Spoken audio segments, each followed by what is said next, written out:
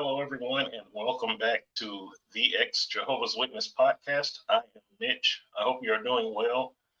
Today, I have a treat in store for us. I got to thinking this afternoon, and this is actually the first male ex-Jehovah's Witness I'm interviewing. This gentleman has, since I started this journey, he's been nothing but nice to me on social media, and we talk back and forth. We even text each other. Very supportive. Everyone, please welcome Jeron. How are you doing today, brother? I'm good, bro. How you doing, Mitch? I'm doing well, thank you. I appreciate you wanting to be on here. Um, like I said, I wanted to give the women a voice because they barely got heard when we were in that organization. But it's nice to talk to a male this time, get a different perspective, because I'm just trying to get all kind of different perspectives to present to my audience. And so, like we always do in the beginning, kind of like tell us the preliminary information, like how you started being a witness, that sort of thing. Yeah, no problem. So I was born and raised in an organization. Um, I have two younger brothers. My mom, she's in it, still in it to this day. My father, it's quite interesting how my mother joined the religion. So my mom, she was not born and raised a JW. My father was. He got the fellowship while he was deed. While he was the fellowship. He met my mom at like a bar or a club somewhere in New York City, right? And next thing you know, they get together. He tells her about the organization. They started going to the meetings together. Mind you, my father's the fellowship trying to get reinstated, and my mom's trying to get baptized, right? After a while, my father's like, I'm not, like, he was like, I'm done with it. He stopped trying to get reinstated. My mom got baptized. My father never got reinstated. My mom stayed in it. She's been in it for 40, a little over 40 years now. 40 Okay. years. Yep. Wow. Yep. So were you born into it? Yeah, I was. I was born into it as well as my two younger brothers. Yeah. Okay. Um, I got baptized at 13. I've never felt like I never felt like I fitted in the organization, especially as a Mhm. teenager. I never felt like I fitted in, and that's why I left the organization. Especially the very first time I became inactive around 17, 18. Right? Oh, okay. Yeah, young. All right. Then I sorry. No, I said okay. Oh, Yeah. okay. Yeah, so I became an actor around 17, 18, and then I tried to come back at the age of 23, right? That didn't work out. 'Cause I realized that I was like forcing it. I felt like I was mainly doing it for my family because I was always the black sheep in my family. My mom and my two brothers, they've always been in it, never was inactive. They was always consistently in the organization. I was the only one who was like in and out, right?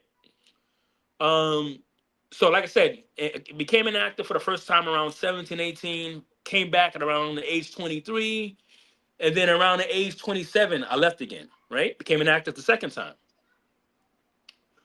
Now, I had a near-death experience in my early 30s, right? I'm 38 now. My early Mhm. 30s, I had a near-death experience, and it kind of traumatized me, and it made me realize, I said, oh, wow, this life is short. Maybe I should go back to the organization, right? Big mistake. So I started, and I took it seriously this time around. I took it seriously. Like I said, in my early 30s, had a near-death experience. I started going back to the meetings, started hanging out with Jehovah's Witnesses. I kind of like, stopped living in the quote unquote worldly lifestyle. Start sleeping around. I wasn't doing any heavy drugs, but weed and all that. Stopped doing that, and I started to live like a legit witness. Right? Once again. Um, and then next thing you know, COVID happens. Right? And by the way, sorry. So I'm from New York. I'm from New York City. I should have said this in the beginning. I'm from New York, born and raised.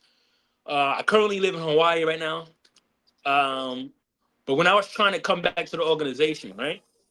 Sorry, people always text me when I'm doing interviews. I'm sorry.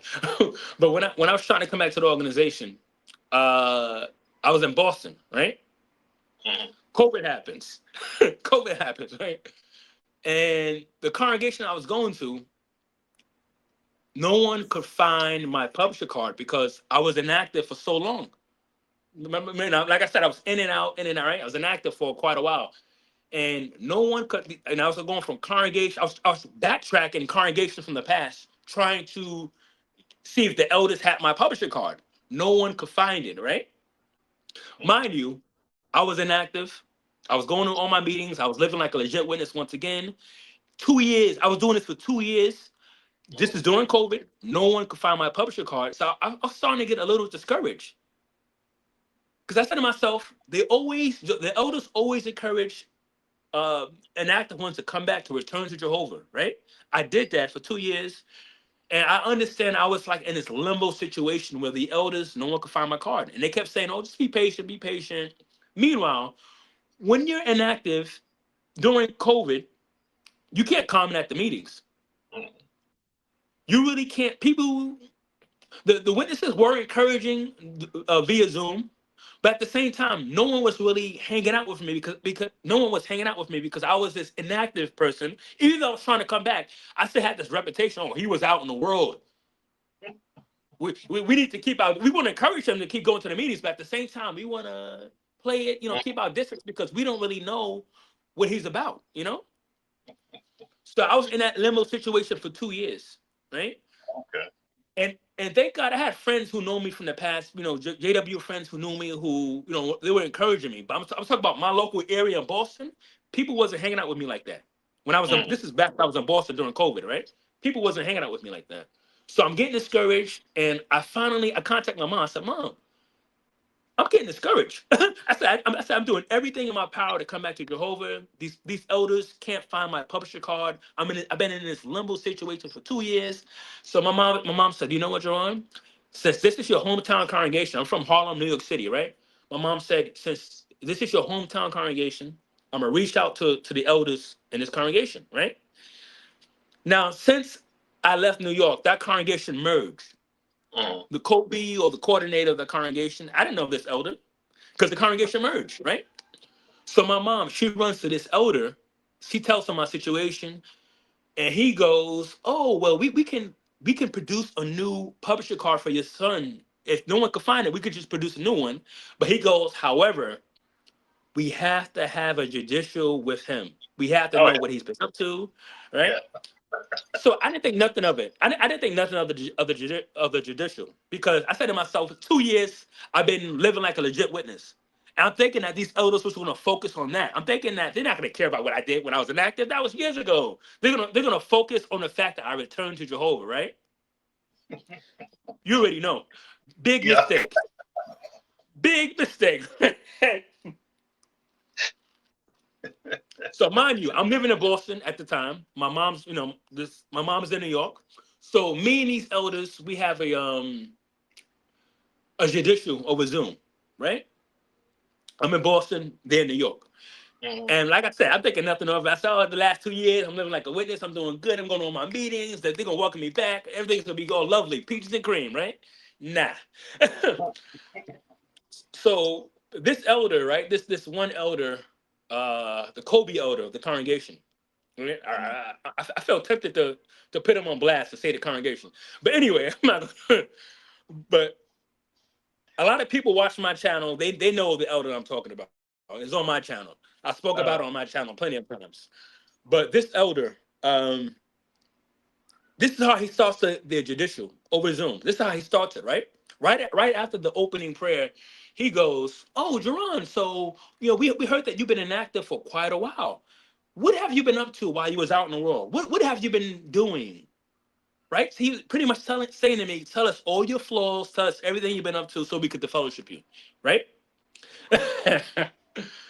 So once again, I'm being completely naive. I'm not thinking nothing of. I'm not thinking that these elders are going to focus on my past. I'm not thinking about that at all. So I tell them, I said, brothers, I was out in the world. I slept around, yada yada yada, right? And I was out there, like I was, sleeping around for years.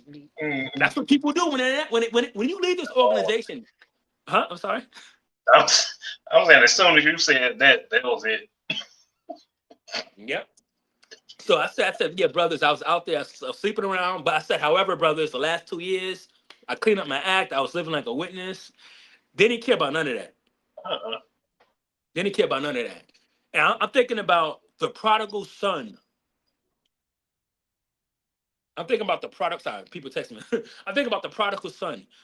When he returned to his father, what did the father do? The father gave him a big hug. He welcomed him in open arms. These Yeah. elders did the complete opposite. Mhm. They did the complete opposite. And the minute I confessed to sleeping around in the past, even though it was over 2 years ago, right? They was like in their minds, it's like, got him.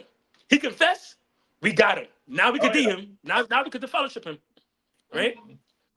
So anywho, I'm having the judicial with the elders. I told them everything I've been up to when I was inactive, and I said, however, brothers, that was the past. I said, the last 2 years, I'm living like a witness. I've been on the right path. I'm going to all my meetings, doing my personal study. Like I said, they didn't care about none of that. And this is like I was waking up before I did my research. But and it's crazy how the elders, they encouraged me indirectly. They indirectly encouraged me to do my research because they came to the conclusion saying that I wasn't repentant. They said we prayed about it, Jeron. We don't think you're repentant, but they really were saying, "Oh, you had too much fun out in the world. You need to be punished." That's what they really meant, right? Mhm. Because nobody, I don't need any elder, I don't need any imperfect human to validate or confirm my repentance. If I say I'm repentant, God is the only person, the only being that can read my heart. No, Oh no yeah. elder, no imperfect human can read my heart or my thoughts, right? Mhm.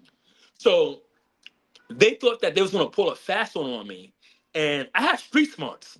I've been out in the world half my life. I've been inactive half my life. In fact, the majority of my adult life, I've been inactive, right? So you can't pull a fast one on me.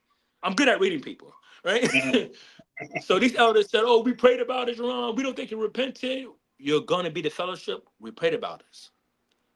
I said, "Elders, I said, if I'm not repentant, why are we having this judicial?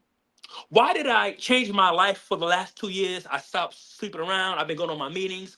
I said to them, I could still be living that lifestyle if I wanted to, but I choose not to. So you tell me, how am I not repentant if I changed my entire life? What do you mean I'm not repentant? And what they say? And they said, well, we said, yeah, well, you changed. However, you still need to be held accountable for the things you've done in the past. I said, hold on. But I was inactive. It's not like I was knocking on people's doors, going to the meetings, coming at the meetings. I said, brothers, I was completely inactive with no desire to return to this organization. And this elder goes, well, sorry, I'm gonna say the congregation. Now I have to, 'cause I'm getting worked up. Yeah. Yeah. Yeah, so this elder, and it's a Bradhurst congregation in Harlem, New York City, right? So this elder, this Kobe coordinator, whatever you want to call it, but Mhm. this elder goes, well, yeah, you wasn't going to the meetings, yeah, you wasn't going out in service. However, you was still a baptized publisher, wasn't you, right? And I said, yeah, you're right. I was baptized, but I wasn't participating. I wasn't a believer. I was completely inactive, no desire to return. So you're holding me accountable for something that I wasn't living that lifestyle anymore. I wasn't going to the meetings, out service, none of that. I wasn't even telling people I was a witness, or I wasn't even telling people I was affiliated with witnesses. Nothing, nothing, right? But once again, they wanted to make an example out of me, and they wanted to punish me because I had way too much fun when I was inactive, Yeah. right? So they they said, "Oh, we prayed about it. You're going to be the fellowship." And of course, I appealed, right? And the appeal process is BS, Oh yeah. complete BS. Yeah. I've Yeah, mentioned that's that a on joke. one of my episodes. Yeah. Yeah, that's a complete joke, right? So Yeah. obviously, I lost the appeal, and the way it happened, they got they got elders from the congregation right next door for the appeal, right? That was a new set of elders, and I'm scratching my head like, hold on. These elders know each other. It's the same Kingdom Hall, just two different congregations. I said, of course they're going to take their side. This is a waste of time. So obviously, I lost the appeal, got the fellowship, right? And the minute I got the fellowship, I said to myself, I said, whoa. I said, something here is not adding up. I said to myself, when I was completely inactive, sleeping around, sinning, living a sinful life, I was still communicating with my family, my mother, my two brothers. They respected the fact that I was inactive. We still had a healthy relationship, right? So I said to myself, how is it when I was completely inactive, sleeping around, sinning, had a help, I was communicating with my family, but the minute I clean up my act, I start being a witness again, start going to my meetings, I have this judicial with the elders, they disfellowship me. I did the right thing supposedly, and now I'm excommunicated from my family. Mm-hmm. That don't make sense. That didn't make sense to me. Yeah. That didn't make sense. It's And what a something punishment. else didn't make sense, right? And something else didn't make sense. I didn't like the fact that just because these men are elders, they're more superior. It's pretty much their word against mine. And it shouldn't be like that. It should be about what's right and what's wrong. Now, when someone cleans up their act and they change their entire life around, I did the right thing supposedly. How did something negative come from something positive? Mm-hmm. Yeah. If I did my, right, if I did my part. I cleaned up my act. I stopped living that sinful life. How did I get shunned by doing the right thing? That doesn't add up to me. And I don't want to hear when people, when the elders say, "Oh, whoa, you did your dirt in the past. You need to be punished." Then guess what? Let God judge me. I don't need to Mm-hmm. be judged by three men. Let's leave the judging to God, And right? that's how it's supposed to be, you know. That's one of the biggest issues I have. One of many with them is it's all dependent on the elders you get because they can be very biased. Yep. They can be very judgmental. Like when you, we always read, like when God dealt with the Israelites, He would just tell them to turn their, like, change their ways, and He would forgive them, or they wouldn't be destroyed.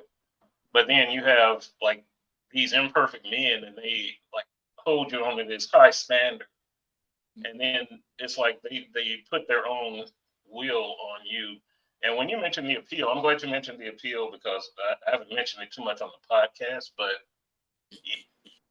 just I'll put it like this: I have heard elders talk to the other set of elders with the appeal, and they're pretty much pushing their thoughts onto the new set of. Oh, they're projecting. Yeah. Okay. Yeah, Wow. it's like very biased. You know, it's like they're. I'm trying to think of the word when like in court, but they're trying to get a witness ready. Oh, But they're that's trying to finesse the system. Trying to yeah, finesse. they're Yeah. pretty much telling like this is what we found, and, to the new set of elders. So it barely goes the way of the person appealing. But it's like my other gripe with that is you could have went in there and just said I was just inactive. I wasn't going to meetings, wasn't going out in service, didn't do anything. And like, you could have had that whole attitude and just been welcomed back. But you told the truth. You wanted to do the right thing. And for 2 years you were living like clean. And that's why I said it's all upon the elders you get and their particular attitude. Because Yep. to me, like if a person, like you mentioned the prodigal son, if a person is saying, I've changed and I've been living this way, because that's what they look for in a committee meeting. When they're going to reprove you, they want to see if you've changed what you used to do. Exactly. You Yep. told them, like for 2 years I have, but like you said, I think it was they're trying to set an example. Like this is what happened if you leave and try to come back. Yep. Because Exactly. I've Yeah. seen I've seen a lot of like the different congregations I've been in. I have seen literally people inactive and they come back and they just like work their way back. They didn't get this fellowship. Some I know they were out there looking crazy, but it's like, it's It's it. different rules for different congregations, right? Different Oh rules for yeah. different. Hmm. And Yeah. that's what I try to tell people when I make videos, like, cause me, like I just try to be transparent, Yeah. and like that's one of the things. It like all these elders are different. They have their little shepherding book, but it's like it depends on which group of elders you get. And the ones you had just sound like they were like a piece of work because man, like somebody come back for 2 years and that's all we ever, meetings. They try to have you. We're supposed to welcome them back with open arms, and God wants you back in the flock. But like yours is the perfect example, and I hope individuals see this and realize like what can happen, and that every congregation is different. Yeah. Oh yeah. Yep. Mm-hmm. And so when you got, so someone they disfellowshipped you, Yeah. Yeah. Oh yeah. They do. and Yep. then you For just two stopped years. total. Oh no. The story gets more interesting. Oh my. No. It gets way. So you don't know my story. Okay. Um. So I was the fellowship for 2 years, right? Oh. Because I gave these elders a hard time during the judicial. Because I stood my ground. They want a yes sir. Oh yeah, okay, you could the fellowship Yeah. me. I was like, nah. I was like, hold up. You're not about to abuse your power and think I'm just going to keep my mouth shut. We're not playing that game. I'm not the typical JW. I'm not playing that game, right? So I stood my ground. I told these elders I was speaking just like we speaking. I was Mm-hmm. speaking to them. I said, brothers, what you guys are doing is not right. You over here trying to the fellowship me. You saying I'm not repentant. I know for a fact I'm repentant. I changed my life. I did X, Y, and Z to come back to this organization. And you gonna tell me I'm not repentant? They didn't want to hear that. They don't. I noticed they don't like people talking back to them. They don't Oh like no. that. Mm. But they never met someone like Jeron before, and I had to let them know you're not about to just abuse your power and then you're gonna walk off scot free. We ain't playing that game. So this is where the real fun starts. Oh. So they disfellowshipped me, right?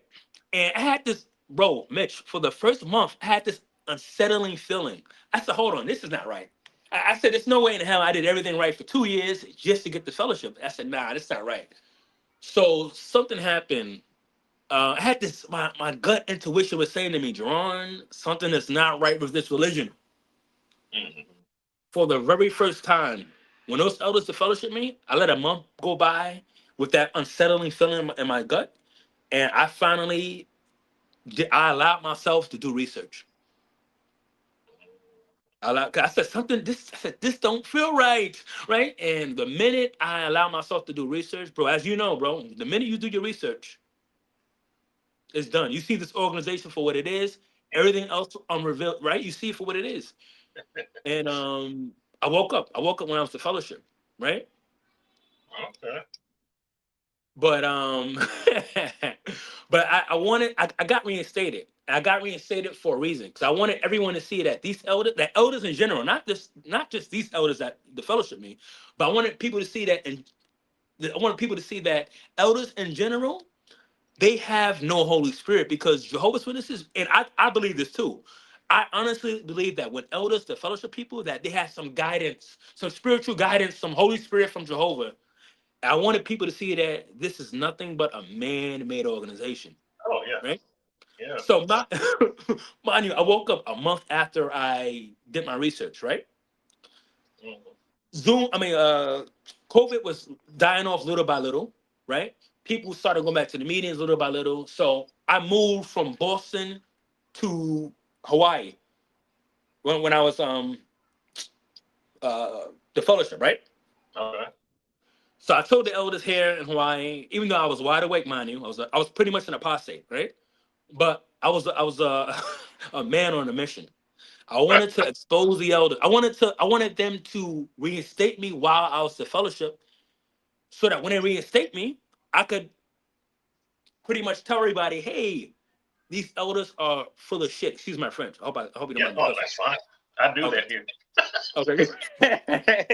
But I want people to know that these elders are full of shit because if they really had God's guidance, God's Holy Spirit, I would have never been reinstated. Mm-hmm. Right. And then I exposed them online. I exposed these elders online. I exposed them. Right. So I allowed them to reinstate me. And mind you, like I said, I went from Boston to Hawaii, even though I was dealing with brothers in New York. Right. Mm-hmm. So now I have 6 elders that claim they prayed. 3 elders in Hawaii, 3 elders in New York. They claim they prayed for the Holy Spirit and they reinstated me. They announced my name in a congregation in the Bradhurst congregation in Harlem, New York City, and also a congregation here in Hawaii, right? My name was announced. Oh, Jeron Benson is reinstated, right? Mm-hmm. Little did these people know that I was an apostate. Like I said, a man on a mission. The minute they reinstated me, a few weeks later, you know, I let 3 weeks bypass because, mind you, I didn't speak to my family for 2 years. I didn't speak to my JW friends for 2 years, even though I was wide awake. I wanted to plant seeds, you know. So those 3 weeks, when I was reinstated, I used my time wisely. I was trying to plant seeds. I was trying to speak to my mom, my brothers, my JW friends, trying to ask some questions. Because mind you, I was an apostate for 2 years.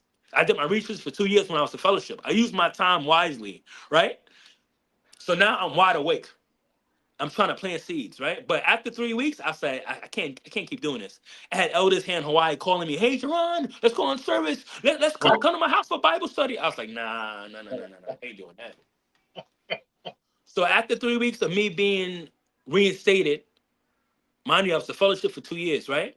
I went viral on social media, on YouTube, on Instagram, on Facebook. And I pretty much told everybody, I said, guys, Jehovah's Witness elders are full of shit because if they had real Holy Spirit, they would have known that I was an apostate, just testing them. Because when they did fellowship me, they said, "Oh, we prayed, Jerome, we prayed about it, and we got this answer from Jehovah. You're gonna be the fellowship. This is from Jehovah." They said this when I got the fellowship. So I said, "Okay, let me do something different. Let me do something a bit unorthodox." I said, let me keep my mouth shut. I'm gonna let them pray about it. I'm gonna let them reinstate me. And if they reinstate me, so we pray about it, then I get to expose them for the con artists that they are. And Right. that's exactly what I did, bro. That's exactly what I did. I mean, of course, JWs, people were blocking me, unfriending me, but Oh, I don't care. I know I planted the seed. I mm, know I planted the seed because, hey, I allowed the elders to reinstate me. They said they had Holy Spirit. Mind you, I was an apostate for 2 years. When I got the fellowship, I did my research. I became an apostate for 2 long years. There's no way in hell I should have been reinstated. There's no yeah. way in hell, But Now, did they ask you like, were you still the brothers in Hawaii? Did they ask you were you still living in a clean way? yeah, they asked me that. Oh, Yeah. wait, hold on, no, sorry, no, not the brothers in Hawaii. The brothers in New York. When I had my They initial want they judicial, wanted to but no, know. Hawaii they didn't. No, Hawaii, nope. Yeah. So two things I want to touch back real quick. When you were Yeah. 13 and you said you didn't really want to get baptized, was there anything at that point that you didn't really like or agree with? No. Sorry. When I was at 13, I wanted to get baptized. I thought it was the truth at 13. Okay. I Okay. just had, I got I had a hard time blending in, like fitting in with other peers my age. That's Gotcha. why I became Okay. inactive. Yeah. Okay. And so then you disfellowshipped and you said you woke up. What was it that you saw that woke Oh. you up to that religion? All right. So when I became the fellowship, like I said, a month, I had this unsettling feeling. Did my research. I started. You know, it's scary when you first look at an apostate material. It's scary at first because they Oh yeah. scare us. They put this fear into us, right? Right. But what did it for me? Jeffrey Jackson, the Australian Royal Commission. When he Mm, when you see a governing body leader lying under oath, mm, saying, "Oh, we're not the only ones that speak for God," huh? mm. What? Yeah. I don't want to hear that. You have to wait. We was told the exact opposite growing up. That they're the only ones who speak for God, and everybody else, all these other religions are false.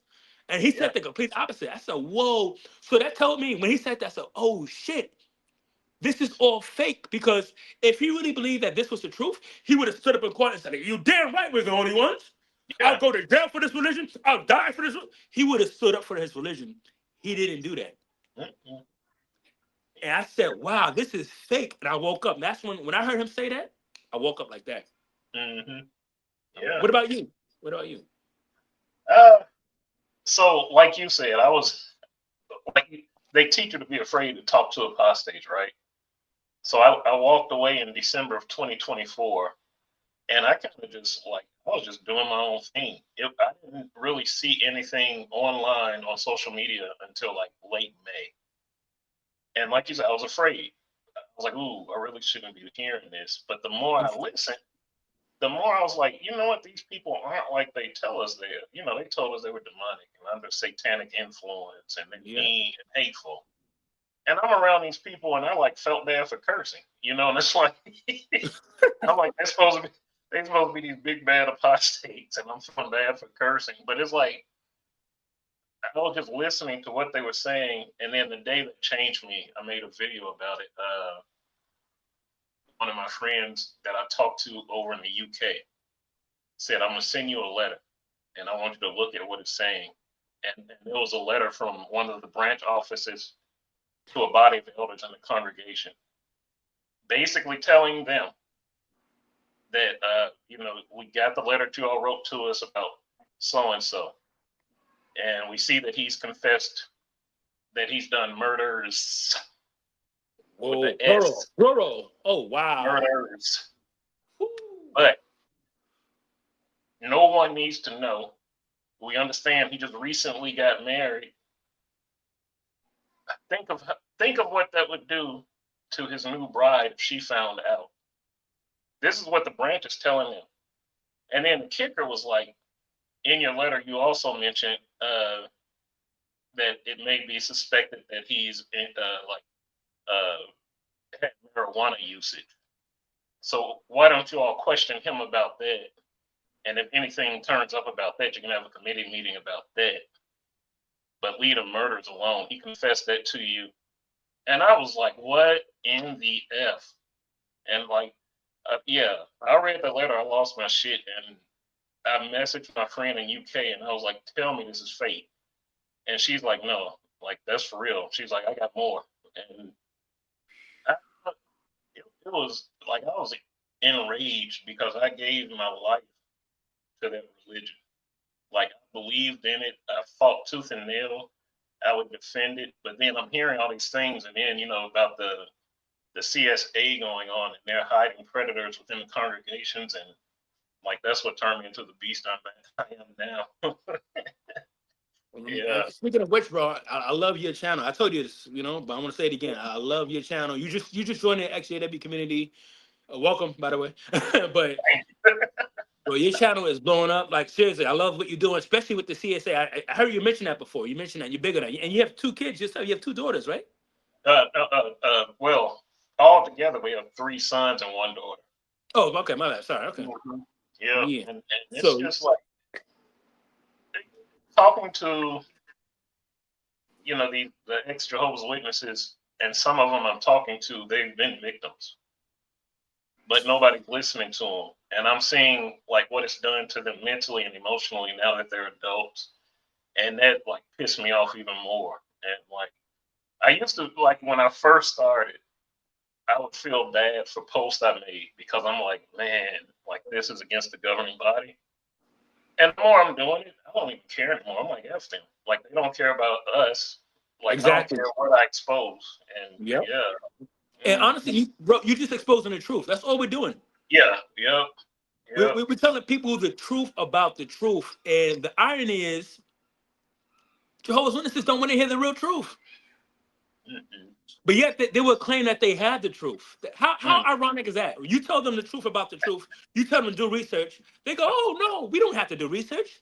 We want to blindly believe in a group of men that's not even inspired by God. And you know what? I get so angry at them, and then something always like pop in my head, and I've said this on my videos. I try to give them the benefit of the doubt because I was them. Yeah. Like I didn't want to hear anything bad about the organization. I was just like, that's the apostates persecuting us, you know. And so every once in a while, that's why I post factual court documents. Nice. And I'm showing them like it's not Yep. us. This is like legal systems. I posted another document where they take the vow of poverty, and one of their helpers that's always on the broadcast regularly, like he's on the board of directors for a for-profit company, you know? And, you know, those are the things I show. And I tell the witnesses that pop up, they're not supposed to be talking to me anyway. And I tell them, like, stop popping on my posts where I'm making a video talking about my experiences. I tell them to join me on one of those posts where I post a court document or something from a government. Something more Like, factual, exactly. they won't do it, you know, but I'm trying to help them see. And I actually do talk to witnesses, like if they approach me in the right way. And they, you know, some direct message me. And I'm just trying to open their eyes because I figure I can't do it by spewing hate because that feeds into their little persecution. Exactly. Yeah. Apostate. People went to apostate, right? I told you he was mean. But you're right. the thing, what you mentioned though, was interesting that the elders don't have the Holy Spirit because I mentioned this on one of my videos. I was a ministerial servant 3 different times. Second time, like I definitely had no business, like even being appointed. You know, but they pull you in a room, the 2 elders, and they telling you you're gonna get appointed. Like, you know, what do you do? Like, oh no, I can't. Like, you just accept it. You know what I mean? So, and then the last time, this was like 2018. Last time I got in trouble, I pretty much told them to disfellowship me. Oh, Like, wow. yeah, because see, I was done. The second time I got disfellowship, when I met my wife, because how your parents met, similar to me and my wife, how we met, I was disfellowshipped and met her, and then she ended up getting baptized. Oh, So that second time, I really didn't want to come back, but I felt obligated because of my family and then our kids and my wife. So in 2018, I'm just pretty much telling them, like, yeah, this fellowship, and I was going to fade away. So they had me go sit out in the auditorium while they talk and pray. Yeah, Call me pray. back in, ask me some more questions, and I'm just answering them as truthfully as I can. I'm being blunt with them. Sent me out in the auditorium a second time. They pulled me back in the room, and I'm in my head. I'm like, oh, this is it. Like, it's happening.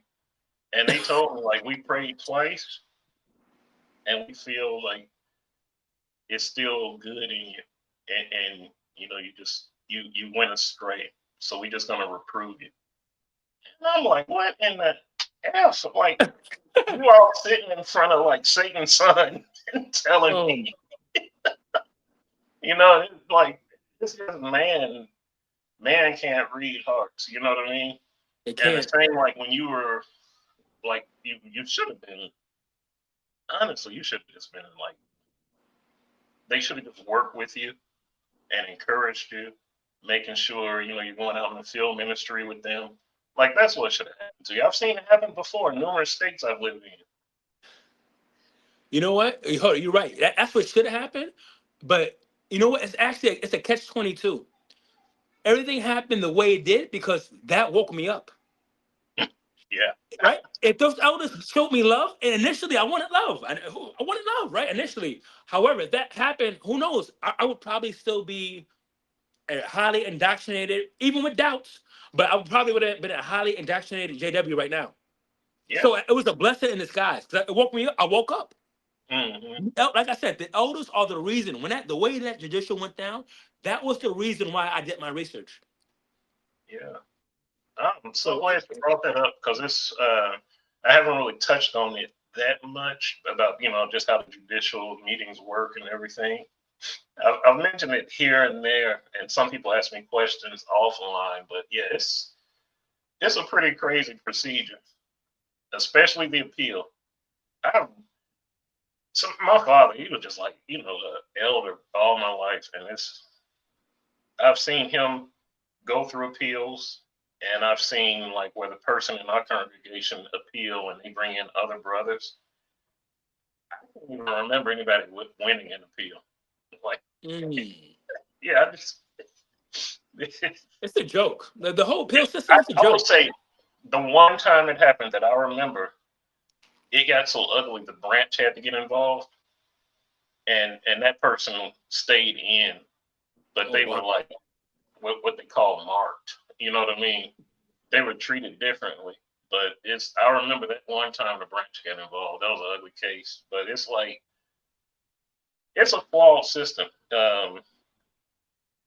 Talking with so many, I feel like it's just punishment. You It know, is. it's humiliation ritual. It's a punishment ritual. Um, it breaks families apart. You Yep. know, like we're all Christians, and they always tell us free will, and they throw around the phrase Bible trained conscience. I feel it should be up to the family. You know, like, yeah, this is our relative. We know what they're doing. We want to work with them, but yeah, they just a hard line in the sand, cut them off. And which brings me to, how does your family treat you now? I'm completely shut off because I am a known quote unquote apostate. Like Mm. the minute I found out about the the minute I found out that this religion was a joke, it's all fake, it's all false. Of course, I'm gonna tell my family and friends, my Jehovah's Witness. I don't care about the outcome. I don't care about if they gotta block me, shun me. I'm gonna say my piece because the last thing I want anyone to do, any Jehovah's Witness, is to waste their entire life waiting for this fake ass paradise that's never gonna happen, right? So of course I'm gonna encourage my family and my mom. She's a devout JW, a Yeah. very studious person. She knows the Bible. She knows the wash hours or what she does. She knows the stuff in the religion, right? So Mm. me telling my devout mother, who gave 40 years to this religion, oh mom, this religion is not what you think it is. Do your research. She didn't want to hear that. The minute I said that, she goes, "Oh, Jeron, you're starting to sound like an apostate." She's brainwashed, you know? Oh yeah, yeah. I encouraged my brothers to do the research. Blocked. They both blocked me. My mom said, Wow, Jeron, don't talk to me. Don't contact me ever again. It's been 2 years. Oh, I'm getting emotional. Whew. man. Yeah, I feel you, man. I feel you. But yeah, it's been over 2 years since I spoken to my family. Mm. Yeah, you know. But you know what? Like I said, I did the right thing because had they listened to me, they've all would have woken up. They all would have seen this religion for what it is. You know. Mm-hmm.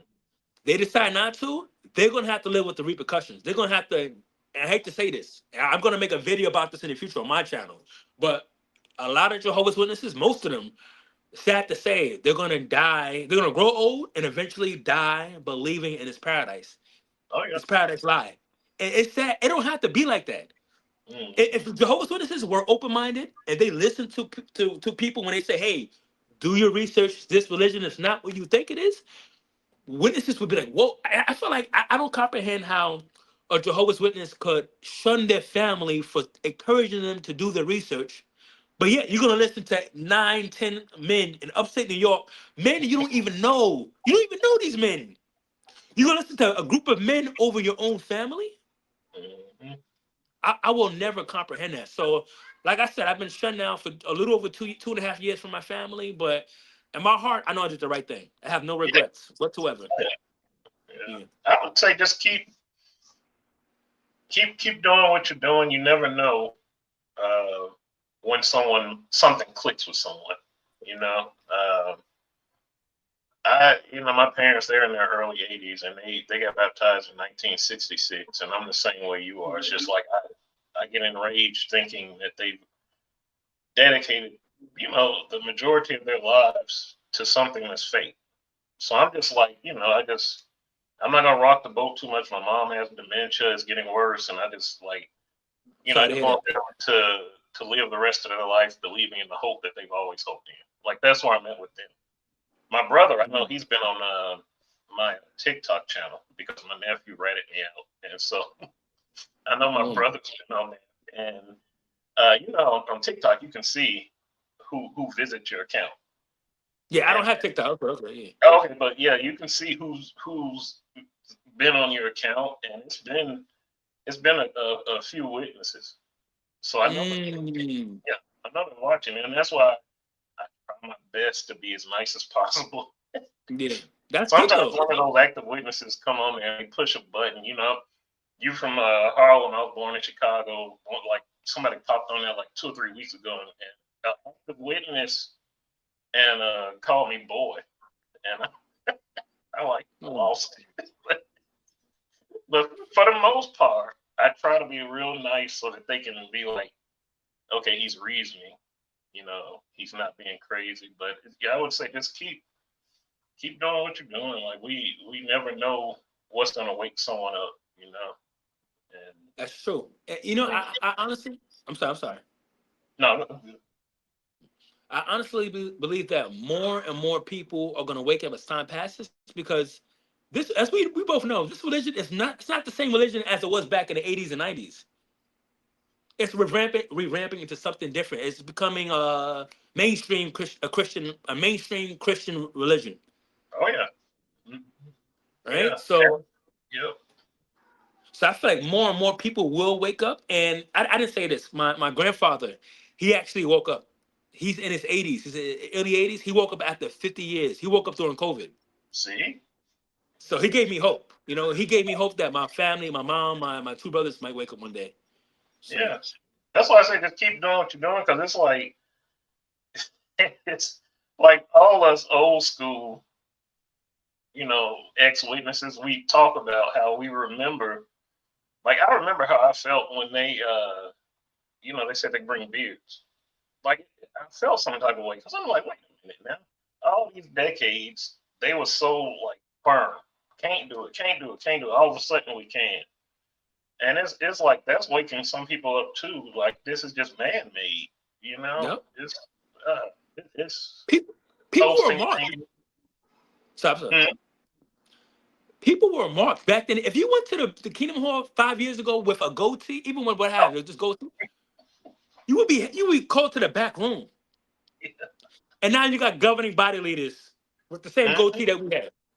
yeah, I used to Come forget on, to man. shave sometimes when I was a teenager, early 20s. You rushing trying to get out of the house before my parents left me, and forget to shave. Well, to walk by and rub in my face like that. What's that? Yeah, I forgot to shave. We don't expect to do a mic tonight. And now you got men giving talks. Now you got men giving talks with facial hair, right? Come on, man. This is So yeah, they don't have to wear ties and all that. Like you said, it's becoming more mainstream. mainstream. I think what they're doing, they're trying to cater to the younger generations because they have social media. They talk more. They think more. Like, Yeah. I explain this to people. My parents, that generation, like the baby boomers, they were kind of quiet and they accepted everything. Yep. And then, like me and you came along and we had these thoughts, we had these ideas, but then how our parents were, we didn't want to rock the boat. But like now, the ones in their 20s and 30s now, they talk and they got social media, they fact check. Yep. And yeah, It's a different era it now. is It's a different. different era. But I love it. I love it because a lot of young ones, they're not taking no shit. They're not tolerating any BS to nobody. I love Yeah, that. And yeah, it's about time. It's yeah. about Like, time to be honest. so, what would you tell someone, like just in your situation, as they may have got uh, disfellowshipped or they disassociated themselves and they're cut off. In closing, what would you what would you tell them? Whew, that's a good question. Initially, it's not going to be easy. Leaving, being shunned. No, obviously, nobody wants to be ostracized from their family and their community. No one wants that. However, when I did my research, and I encourage other people who woke up, think about the long term. That's something we haven't done as a witness. This is why I couldn't be a PMO. Me personally, right? I couldn't be a PMO, and I'm not no shade. If you're a PMO watchers, I'm not no shade to you at all. I'm not trying to have a go at you, nothing like that. But me personally, I couldn't be a PMO because when I woke up, I realized I'm not gonna. Paradise was a joke. I'm not gonna live forever. I said I want to live the rest of my days being authentic, real, and raw as possible. Because as Mm, witnesses, we were fake. We were phony. We were fake, right? We all were. We all were, right? We all had to put on this persona, this new personality, as they would call it, right? Which is mm, fake. It just means be a cookie cutter witness, right? But for those of you who are being shunned, you might have lost your community. I want to remind you, there's an entire a world filled with people out there who will love you for who you are. They say there's 8 million, say supposedly, there's 8 million Jehovah's Witnesses, right? Supposedly. But there's 8-9 billion, for B, billion people on this planet. So it's gonna hurt at first, initially being shunned by people, your family, your community. However, I would rather be shunned by people who love me conditionally, right? People who love me, I would rather be shunned by people who love me conditionally than, sorry, I would rather be shunned by people who love me conditionally. Meanwhile, there's a whole world of people who's ready to love you unconditionally. Oh yeah. Yeah. And that's something you have to keep in mind. And I know it's hard because you're saying, oh, my family, my community, I grew up with these people, but they don't really love you. So does it really matter how long you knew these people? Does it really matter if these people are your family, if your blood, if they really don't love you? And that's something I have to keep reminding myself on a daily basis. I'm being shunned by my family, my community, my former community, but these people never really love me. They love the idea of me. So if you're being Yes. shunned, if you're being ostracized, keep in mind there's a whole world of people out there that's ready to love you. I'm talking about real love, not this fake JW love. I'm talking about real love. And that's something that people have to keep in mind. You have to keep that in your mind and your heart. When you feeling like you're at your lowest point, keep in mind you are not alone. There's a whole community. The XJW community is so. These people save me. So seriously, the ex-Jehovah's Witness community saved me. Now keep in mind, I had friends from before I joined the XJW community. Remember, I've been inactive half my adult life. Half my life I've been inactive, right? So I already had friends from before I joined the XJW community. But I want people to know you have the XJW community and you have the rest of the world. Yeah. You have the rest of the world, So it's hard. It's hard, but it gets better in due time. It gets better in Mm. due time. Oh yeah. And Yeah. I appreciate you saying all that. That is great encouragement because at first, you do feel that loneliness, that isolation, but I'm watching people and yeah, they're realizing who they are and they're doing things and like I watch you and like you in Hawaii living your best life and I watch you even post your workouts. I was like, oh, Yeah. that's nice. Working out for me too. I work out. I work. Yeah. I work, You funny. I work out through you. So, Oh, you funny, bro. but no, and I like that. Like just keep living your life, and we're brainwashed and conditioned. And I'm quite literal for those of you who this may be your first time in that organization. You are literally brainwashed into thinking that Yep. you leave that organization, you're gonna have no one at all. And that's the total opposite. Like Jeron said, you have the world pretty much. You just have to figure out who you want to like move with and associate with. But it's like, man, I'm glad this has been a nice episode because I haven't been able to be this raw with anyone else I love your so channel, far. bro. That honestly, that's what drew me to you. When I first saw your first few videos, I was like, wow, he kind of remind me of myself because I always try to be raw and authentic. Because like I said, we were fake as witnesses, so I want the complete opposite lifestyle. I want to be the complete Yeah. opposite, right? But And yeah, then bro, you were talking, and I'm just like, man, like we were so similar. Like things you were saying, different things, in a judicial meeting. But yeah, I just try to be real. I try to be as real as I can, but I still have to temper it a little because I don't want to scare anybody off. yeah, 'Cause, yeah. yeah, but because like my wife knows me, and she even say she somebody I did this interview like in late June I think, and he just posted it the other day, and my wife was like, "Man, I see a huge difference in you from that interview to where you are now." And I said, "Yeah, Wow, more of my personality is coming out now, but I still try to nice. temper because I don't know if anybody ready for that West Side Chicago, but yeah, I appreciate." You said, I I hear that. appreciate you just being honest and raw and open because I think it'll help a lot of individuals, especially like who like who are like me and you and have our backgrounds. It's different.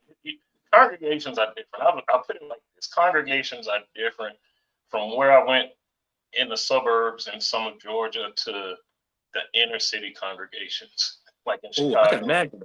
Atlanta, and you from Harlem. So, you know, we have I have to appeal to everybody, and I think this episode will really help people. Yeah, and I Yeah, bro. appreciate you being on here. How can people reach you or find you?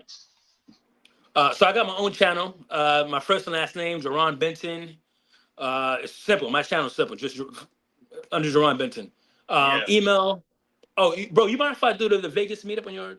You mind if I? yeah, go ahead. Okay. Yeah, that's what this for. All right. So for those of you that that's interested in coming to EXJW meetup, I'm hosting one at the end of next month, September 26th and the 7th. This is Friday and Saturday. Feel free to email me, JeronBenton@gmail.com. Or if you ever just want to chat, same, JeronBenton at gmail.com. I normally respond to my emails within a day or two, but yeah, that's how you can Yeah, reach me. and he's very authentic. I'm telling y'all, he is very approachable. He's real. He's nice. We have conversations quite often, Yeah. text, you know, on social media. I just found your YouTube channel when you told me, so I'm still going through videos and everything. But yeah, everybody, you know, please go see him and support him. You're on Instagram too, and so Exactly. Yeah. yeah. Thank you. Mhm. Bro, thanks again for having me. I appreciate it. Seriously. Oh Thank you for having yeah. me on the Well, channel, bro. I And have a keep up the good feeling. work. I have a feeling this won't be your last time on here. Nah. Oh, yeah, yeah, definitely. Definitely. We can do this again. Oh man, me and you we got more to talk about. Of course. We can Yeah. definitely do another Oh yeah. interview later on. Yeah, All right. But yeah, definitely. I hope everyone got value out of this episode. Reach me on any platform, social media platform, EXJW. Also, we have a private Facebook group where it's just ex-Jehovah's Witnesses, and we have great conversations. No bias. We just love each other and build each other up. On Facebook is the EXJW Network, a private Facebook group. I also made a website, thexjwnetwork.org, and it has the same thing, a private discussion forum as well. So thank you all for listening, for watching, and yeah, have a great week. Go and do great things. Guys, take care.